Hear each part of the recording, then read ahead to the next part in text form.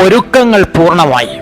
കൈക്കരുത്തിന്റെ താളവുമായി കായിക പ്രേമികളുടെ മനസ്സിൽ ഓളം തീർക്കാൻ നാദാപുരം ഇതാ ഒരുങ്ങിക്കഴിഞ്ഞു.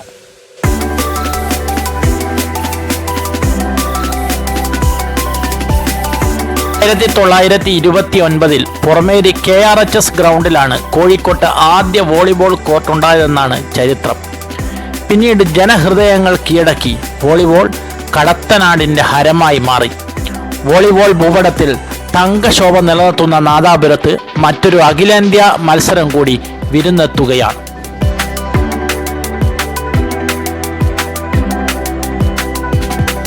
കളിക്കളത്തിൽ കൈക്കരുത്തിന്റെ ആവേശമാണ് volleyball.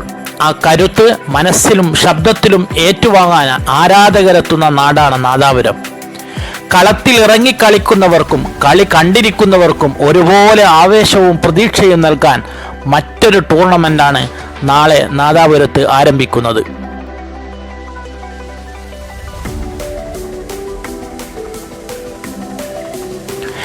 Oxford martial arts academy and charitable ട്രസ്റ്റാണ് നാദാപുരം ടൗണിനടുത്ത് തന്നെയുള്ള വിശാലമായ ഗ്രൗണ്ടിൽ വിപുലമായ സൗകര്യങ്ങളോടെ വോളിബോൾ മേള സംഘടിപ്പിച്ചിരിക്കുന്നത്. ഏപ്രിൽ 11 മുതൽ 19 വരെയാണ് ടൂർണമെന്റ് നടക്കൂ എന്ന് ഭാരവാഹികൾ അറിയിച്ചു. എല്ലാ സജ്ജീകരണങ്ങളും ഒരുക്കങ്ങളും പൂർത്തിയായി വരികയാണ്. ഏകദേശം 5000 പേർക്ക് ഇരിക്കാവുന്ന ഗാലറിയാണ് ഇവിടെ ഒരുക്കിയിരിക്കുന്നത്.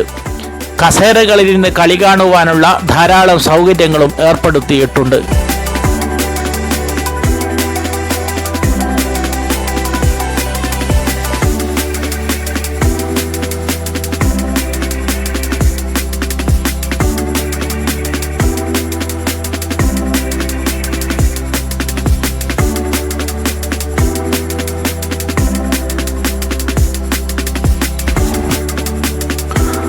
സംസ്ഥാന കായിക വകുപ്പ് മന്ത്രി വി അബ്ദുറഹ്മാൻ ഉദ്ഘാടനം ചെയ്യുന്ന വോളിബോൾ മേളയിൽ വടകര MP ഷാഫി പറമ്പിലും മുഖ്യാതിഥിയായി പങ്കെടുക്കും.